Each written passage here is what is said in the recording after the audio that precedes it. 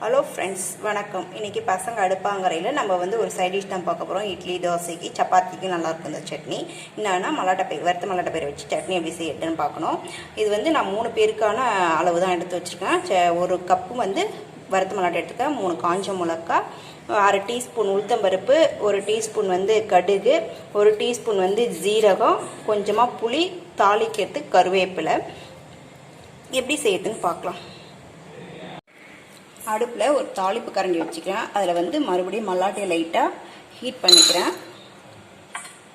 ஏற்கனவே வறுத்த மல்லாட்டை தான், இருந்தாலும் லைட்டாக வந்து கொஞ்சம் ரோஸ்ட் பண்ணிக்கிறேன்.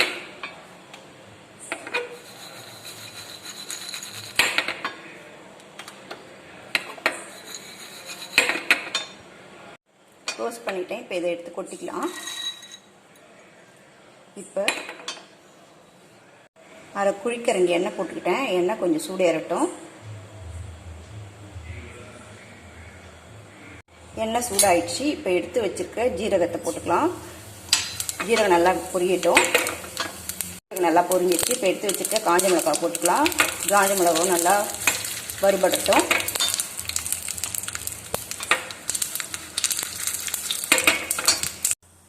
காஞ்ச மிளகாய் வறுபட்டுச்சு. இப்போ எடுத்து வச்சிருக்க இந்த புளியை போட்டுக்கலாம். நான் எடுத்துக்கிற இது மல்லாட்டை பயிருக்கு தகுந்த புளி எடுத்துக்கிறேன். நீங்கள் நிறையா எடுத்து செய்கிறீங்கன்னா அதுக்கு தகுந்த மாதிரி புளி வச்சுக்கணும். ஓகே, புளியும் வதங்கிடுச்சு. இப்போ வந்து அடுப்பு ஆஃப் பண்ணிடலாம். இப்போ சட்னி அரைக்கக்குள்ளே பார்க்கலாம். ஓகே, இப்போ எல்லாம் ஆறிடுச்சு. வறுத்து மல்லாட்டையும் போட்டுக்கலாம். அப்புறம் ஜீரகம், காஞ்ச மிளகா, புளி எல்லாம் சேர்த்து வதக்கணும் இல்லைங்களா, அதையும் போட்டுக்கலாம். இதுக்கு தேவையான உப்பு, சட்னிக்கு தேவையான உப்பு.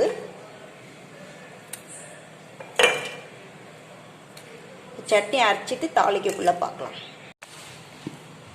ஓகே ஃப்ரெண்ட்ஸ், இது மாதிரி கொஞ்சம் குறைன்னு அரைச்சிக்கிட்டேன். இப்போ வந்து இதை ஒரு பவுலில் ட்ரான்ஸ்ஃபர் பண்ணிவிட்டு தாளிக்குள்ளே பார்க்கலாம்.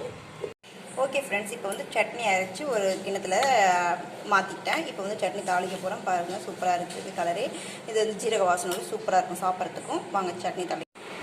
ஓகே ஃப்ரெண்ட்ஸ், இப்போ மிளகாலாம் தாளிச்சோம்னா அந்த தாளிப்பு தண்ணியே வச்சுக்கிட்டேன். இப்போ கஞ்சி ஒரு 1/2 டீஸ்பூன் வந்து எண்ணெய் ஊற்றினா தாளிக்கிறதுக்கு எடுத்து வச்சுருக்க 1 டீஸ்பூன் கடுகு போட்டேன். கடுகு நல்லா பொரியுது.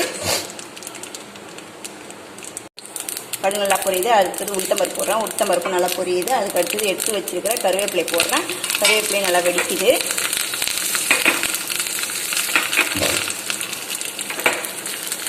எல்லாம் செவரட்டும். நல்லா இதாகிடுச்சு. இப்போ வந்து சட்னியில் இதை கொட்டிடலாம்.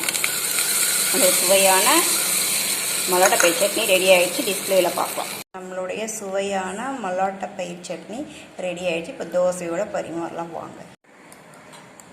ஓகே ஃப்ரெண்ட்ஸ், நம்மளுடைய சுவையான மல்லாட்டை சட்னி தோசையோட சூப்பராக ரெடி ஆகிடுச்சு. சாப்பிட்றதுக்கு சூப்பராக இருக்கும். வாங்க சாப்பிட்லாம். உங்களுக்கு இந்த வீடியோ பிடிச்சிருந்தால் லைக் பண்ணுங்கள், ஷேர் பண்ணுங்கள், கமெண்ட் பண்ணுங்கள், சப்ஸ்கிரைப் பண்ணுங்கள். மறக்காமல் பெல் ஐக்கானை ப்ரெஸ் பண்ணுங்கள். ஓகே, பாய் பாய்.